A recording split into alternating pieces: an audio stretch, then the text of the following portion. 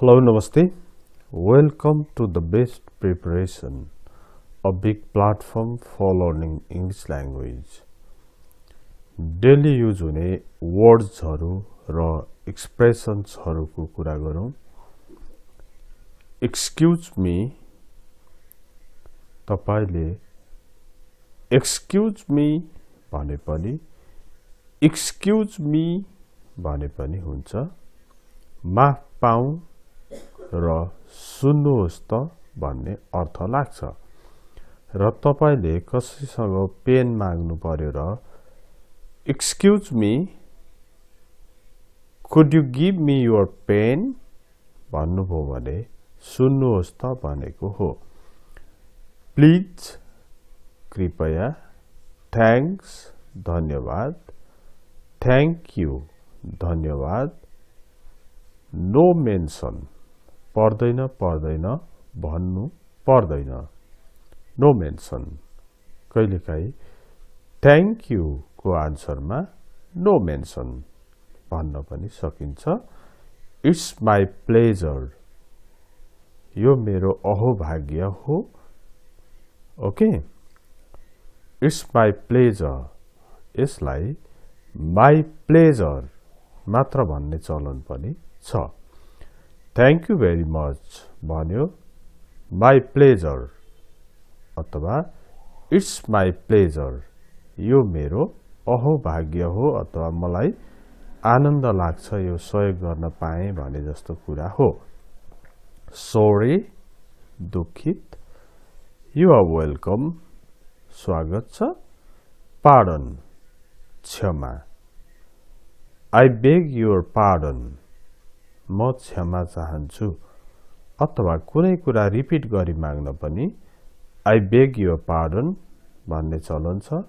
Pardon please भन्ने चलन पनि छ. ओके. त्यसपछि आयो kindly, दयापूर्वक. After you, पहिले हजुर.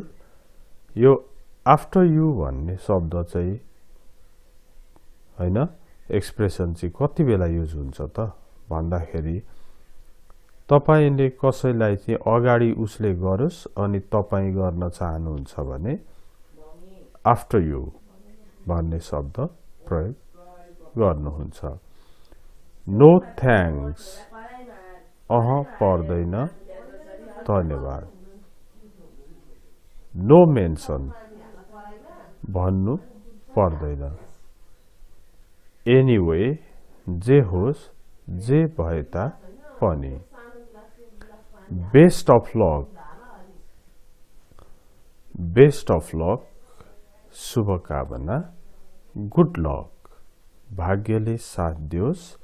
सेम टु यु, तपाईलाई पनि. ओके. त्यस्तै गरेर सी यु लेटर, पछि भेटौँला. Keep on visiting, भेट्दै गर्नुहोस्. Keep in touch, सम्पर्कमा रहनुहोस्. Can you help me, मलाई सहयोग गर्न सक्नुहुन्छ.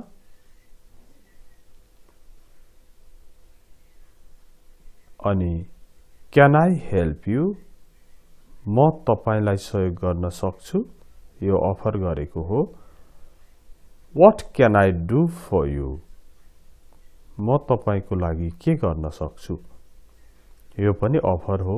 अथवा how can I help you, म तपाईलाई कसरी सहयोग गर्न सक्छु त.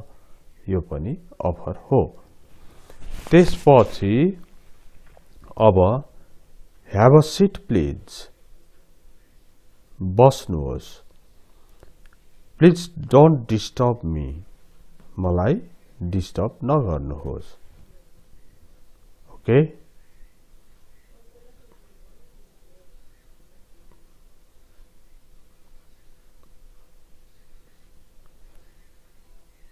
अब यसमा I'm sorry, मलाई माफ गर्नुहोस्.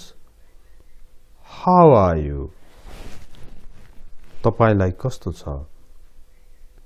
How are you जानेपछि How are your children, तपाईको बच्चाहरुलाई कस्तो छ हुन्छ भने हाउ इज योर फादर बुवालाई कस्तो छ हाउ इज योर मदर आमालाई कस्तो छ आई एम फाइन मलाई सन्चै छ फाइन थ्यांक्स सन्चै छु धन्यवाद I am fine thank you मलाई सन्चै छ धन्यवाद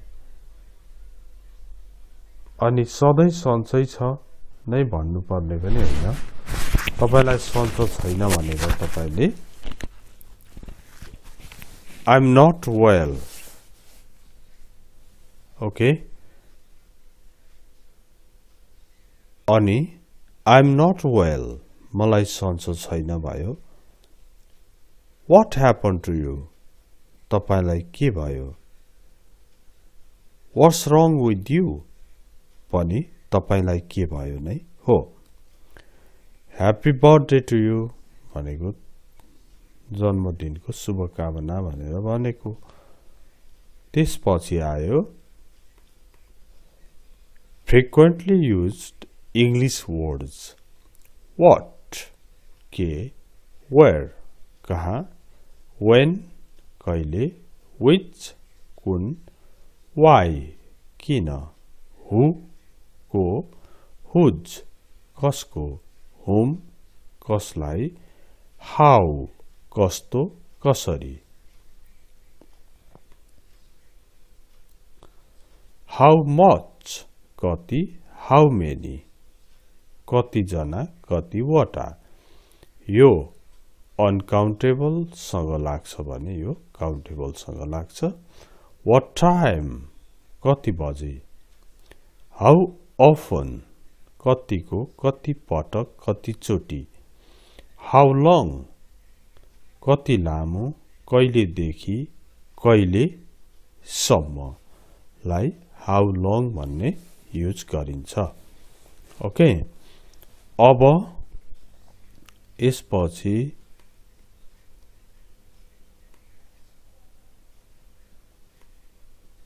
I को लिस्टमा पुग्यो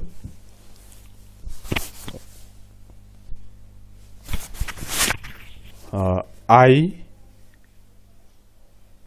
म we हामी you तिमी he ऊ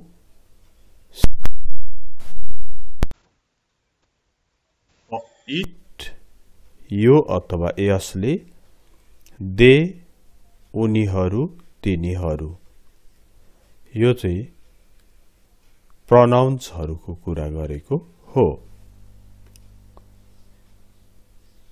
अब auxiliary verbs को कुरा गर्ने हो भने यसमा am हुँ छु is हो छ छिन आ हुन् छन् आ भनेको हुन्छन् भयो भने was थियो थिइन् थिए पनि was हो were थिए थियौं थियौ क्यान सक्नु should पर्छ मे सक्छ could सक्ने थियो सक्थ्यो सक्थ्यो need चाहिनु आवश्यक पर्नुलाई need भनिन्छ भने shall भनेको गर्ने छु गर्ने छौं would भनेको गर्थ्यो गर्ने थियो लाई would भनिन्छ र will को कुरा आयो will भनेको गर्ने छ अब यति गरेपछि मैले यो अर्को युनिट मा बनाइसकेको छु पहिला नै अपलोड भएको छ यसको लागि लिंक तपाईले माग्नु भयो भने म राखिदिन्छु र यो च्यानल सब्स्क्राइब गर्न लाइक कमेन्ट गर्न पनि नभुल्नु होला Thank you very much for watching it. See you next time. Bye bye.